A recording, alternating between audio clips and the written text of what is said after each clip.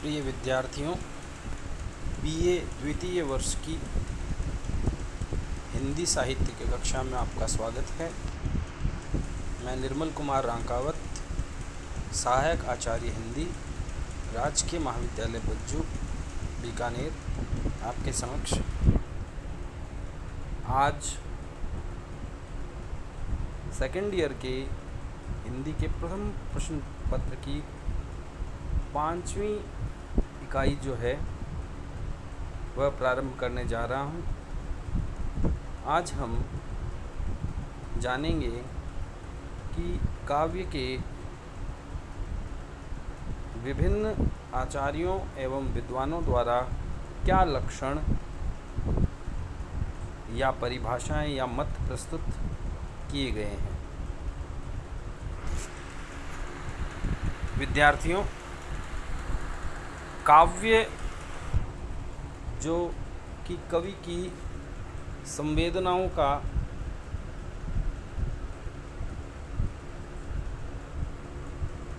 कोश है और वह उन्हें अपने हृदय की संवेदनाओं को शब्दों में बांधकर हमारे समक्ष प्रस्तुत करता है। तो उस काव्य के क्या लक्षण, क्या स्वरूप हो सकते हैं, आइए हम चर्चा करते हैं।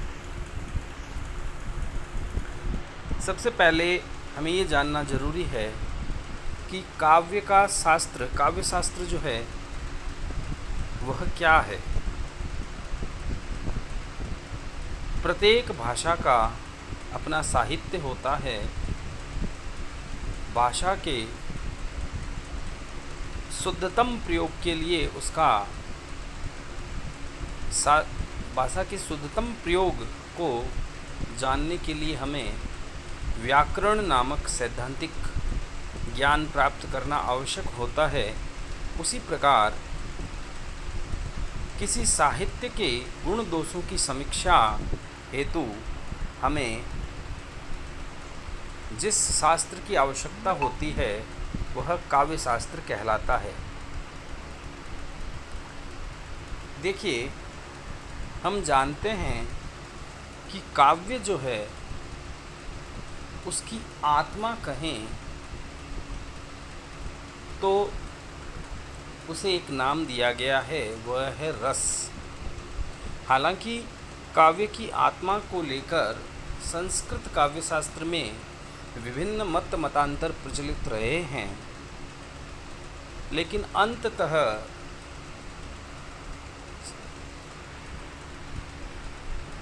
रस को ही काव्य की आत्मा ठहराया गया है। रस का शाब्दिक अर्थ है आनंद, आनंद की प्राप्ति या आत्म शांति। जब किसी साहित्यिक रचना को पढ़कर हमें आनंद की प्राप्ति होती है या हमारी आत्मा को एक परम शांति का अनुभव होता है, तो वही आत्म शांति या आनंदोपलब्धि रस कहलाता है, जो किसी भी साहित्य की आत्मा होती है। आनंदोपलब्धि या आत्म शांति को काव्य का सकल मौलिभूत प्रयोजन बताया गया है। हिंदी साहित्य काव्य शास्त्र के लिए संस्कृत भाषा का ऋणी है, क्योंकि हिंदी का साहित्य शास्त्र पूर्णतः संस्कृत के काव्य शास्त्र पर आधारित है। हम हिंदी के काव्य शास्त्र के प्रवर्तन की बात करें तो सबसे पहला नाम जो आता है वह है भरत मुनि का। 100 ईसा पूर्व में भरत मुनि नामक संस्कृत के आचार्य हुए, जो कि रस को काव्य की आत्मा मानते थे, और उन्होंने काव्य शास्त्र का प्राचीनतम ग्रंथ लिखा, नाट्य शास्त्र, जिसको 5वें वेद की संज्ञा भी दी गई है।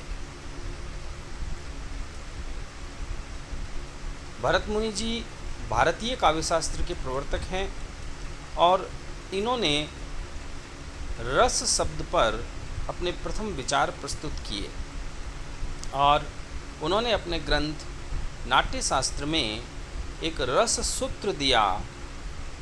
विभावानुभाव व्यभिचारी संयोगाद्रस निष्पत्ति, अर्थात हृदय के भावों एवं विभाव अनुभाव एवं संचारी भावों के संयोग से रस का निर्माण होता है।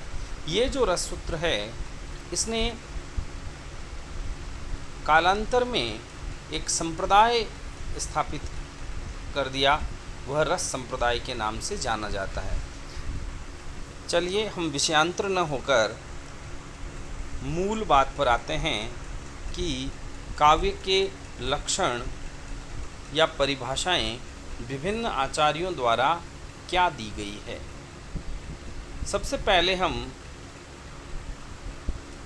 6ठी शताब्दी के आचार्य भामह, जो कि अलंकार संप्रदाय के प्रवर्तक माने जाते हैं, जिन्होंने अलंकार को काव्य की आत्मा माना, उन्होंने काव्य की परिभाषा देते हुए कहा, शब्दार्थो सहितो काव्यम गद्यम पद्यम च द्विधा।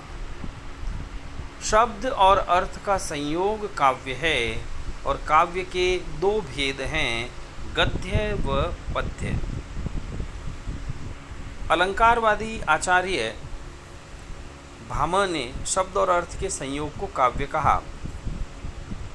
यूँ तो अनेक संस्कृत के आचार्य हुए हैं, लेकिन मम्मट द्वारा, जो कि 11वीं शताब्दी के संस्कृत भाषा के विद्वान आचार्य रहे हैं, उन्होंने अपने प्रसिद्ध ग्रंथ काव्य प्रकाश में काव्य की परिभाषा देते हुए बताया कि दोष रहित शब्द अपने अर्थ सहित, गुण सहित और कभी कभी अलंकार युक्त रचना काव्य कहलाती है। तद दोषो शब्दार्थो सगुणावलंकृति पुनः क्वापि, अर्थात रचना ऐसी होनी चाहिए जिसका कोई अर्थ हो, जिसमें दोष न हो, जिसमें गुण हो तथा अलंकारों का अनायास प्रयोग हो, कभी कभी हो। विद्यार्थियों, मम्मट ने अपनी परिभाषा में अलंकारों के कभी कभी प्रयोग होने की बात कही है। इससे ये विदित होता है कि मम्मट रसवादी आचार्य थे और रस को काव्य की आत्मा मानते थे। आगे चले हम तो संस्कृत में ही 14वीं शताब्दी के एक बहुत ही प्रसिद्ध आचार्य विश्वनाथ हुए, जो कि रस को काव्य की आत्मा मानते थे और इन्होंने अपने प्रसिद्ध साहित्य शास्त्र के ग्रंथ साहित्य दर्पण में काव्य को परिभाषित करते हुए कहा, वाक्यम रसात्मकम काव्यम, अर्थात रस युक्त वाक्य ही काव्य है। अर्थात किसी वाक्य को सुनकर पढ़कर हमें आनंद की अनुभूति हो या आत्म शांति हो तो उसे काव्य की संज्ञा दी जा सकती है। उसके पश्चात एक और विद्वान आचार्य रहे 17वीं शताब्दी के पंडित राज जगन्नाथ। पंडित राज जगन्नाथ भरत मुनि की परंपरा के आचार्य थे और रस को काव्य की आत्मा मानते थे।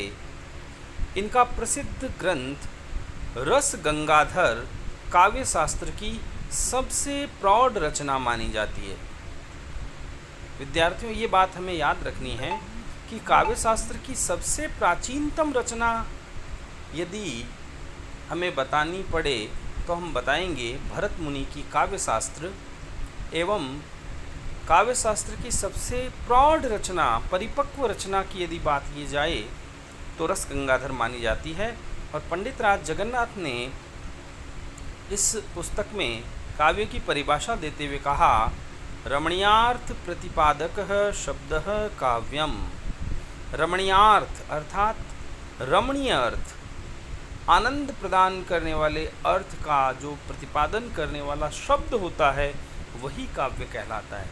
यानी इन्होंने वाक्य न कहकर केवल शब्द की बात कर दी। इससे पूर्व आचार्य विश्वनाथ ने कहा था कि रसयुक्त वाक्य काव्य कहलाता है, जबकि जगन्नाथ जी कहते हैं कि यदि कोई शब्द है वह यदि हमें रमणीय लगता है तो वो काव्य है। संस्कृत के आचार्यों की विभिन्न परिभाषाएं हैं, लेकिन मम्मट जो कि ध्वनि प्रस्थापन परमाचार्य कहलाते हैं, उनकी परिभाषा को सर्वाधिक महत्व दिया जाता है, जो कि काव्य का लक्षण बताते हुए कहते हैं कि काव्य दोष रहित होना चाहिए, गुण युक्त होना चाहिए, शब्द और अर्थ युक्त होना चाहिए एवं कभी कभी अलंकारों का प्रयोग होना चाहिए। अब हम जानते हैं हिंदी के कुछ साहित्यकार काव्य के संदर्भ में क्या कहते हैं। सबसे पहले हम बात करते हैं आचार्य रामचंद्र शुक्ल की। रामचंद्र जी शुक्ल ने अपने एक सैद्धांतिक समीक्षा के निबंध कविता क्या है में वो लिखते हैं कि आत्मा की मुक्तावस्था ज्ञान दशा कहलाती है, जबकि हृदय की मुक्तावस्था रस दशा कहलाती है। इस अवस्था को प्राप्त करने के लिए मनुष्य की वाणी द्वारा किया गया शब्द विधान कविता कहलाता है। यानी उन्होंने यह बताया कि जब हम किसी रचना को पढ़ते हैं और हमारा हृदय जो है वो दीन दुनिया से ऊपर उठ जाता है, हमें अपने पराई का बोध होना बंद हो जाता है, हृदय पूर्णतः मोक्ष को प्राप्त करता हुआ प्रतीत होता है, एक अलौकिक आनंद से भर उठता है। हृदय की जो ये मुक्तावस्था है ये रस दशा कहलाती है। और मनुष्य की वाणी जब हमारे हृदय को इस अवस्था में ले जाए तो उस मनुष्य की वाणी कविता की संज्ञा प्राप्त कर लेती है। शुक्ल जी की ये परिभाषा बड़ी प्रसिद्ध परिभाषा है। उसके बाद खड़ी बोली हिंदी को आधुनिक काल में गद्य के साथ साथ पद्य में स्थापित करने वाले महावीर प्रसाद जी द्विवेदी ने परिभाषा देते हुए कहा कि ज्ञान राशि के संचित कोश का नाम साहित्य है। उन्होंने कहा कि ज्ञान राशि का यदि कोई कोश है जिसमें ज्ञान का अकूत भंडार है तो वो साहित्य है। यह परिभाषा थोड़ी कमतर मानी जाती है, क्योंकि केवल ज्ञान ही होना यह साहित्य का लक्षण नहीं है। ज्ञान प्रत्येक वाङ्मय में है। शब्द और अर्थ युक्त साहित्य, शब्द और अर्थ युक्त शास्त्र साहित्य नहीं हो जाता। शब्द और अर्थ के साथ आनंद भी होना आवश्यक है।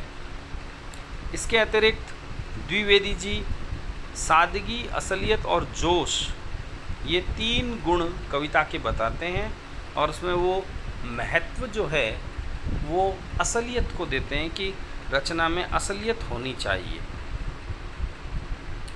जयशंकर प्रसाद छायावाद के ब्रह्मा, छायावाद के प्रवर्तक प्रसाद जी जो हैं वो परिभाषा में कहते हैं कि काव्य आत्मा की संकल्पनात्मक अनुभूति है, जिसका संबंध विश्लेषण, विवेचन या विज्ञान से नहीं है। यानी इन्होंने काव्य को संवेदना से जोड़ा और ये संवेदनाएं आत्मा से जुड़ी हुई है, यह इनका कथन है। उसके बाद में प्रेमचंद जी काव्य का सीधा संबंध जीवन से बताते हैं, और ये सही भी है कि जीवन जो है उसके समस्त सुख दुख और स्थितियों को काव्य में उकेरा जाता है, उतारा जाता है। और प्रेमचंद जी ने काव्य को जीवन की आलोचना कहा है कि काव्य जीवन की आलोचना है। इसी प्रकार अंग्रेजी माफ़ी चाहूँगा। इसी के साथ पाश्चात्य काव्यशास्त्र में मैथ्यू आर्नोल्ड हुए, वो भी प्रेमचंद जी की भांति काव्य को जीवन की समालोचना मानते हैं। बालकृष्ण भट्ट भारतेंदु युग में वरिष्ठ व्यक्ति हुए हैं और इन्होंने सर्वाधिक निबंध लिखे हैं। हिंदी साहित्य में सर्वाधिक निबंध लिखने वाले बालकृष्ण भट्ट जो हैं वो साहित्य को जन समूह के हृदय का विकास कहते हैं। हमने अभी संस्कृत और हिंदी के साहित्यकारों की विभिन्न परिभाषाएं देखी। अंततः हम समेकित रूप से ये कह सकते हैं कि काव्य वह है जो हमारे मन में, हमारी आत्मा में आनंद की उपलब्धि करवाने वाला होना चाहिए। काव्य दोष रहित होना चाहिए, काव्य में गुण होने चाहिए एवं काव्य कल्याणकारी होना चाहिए। काव्य में लोक मंगल की भावना होनी चाहिए। केवल ज्ञान के आधार पर किसी भी शास्त्र को काव्य या साहित्य की संज्ञा नहीं दी जा सकती। काव्य में सत्यम, शिवम और सुंदरम, इन तीनों का समावेश होना आवश्यक है। काव्य असलियत को प्रस्तुत करे, काव्य शिवम अर्थात कल्याणकारी हो एवं सुंदर हो, रमणीय हो, वही साहित्य या काव्य शास्त्र की संज्ञा को प्राप्त कर सकता है।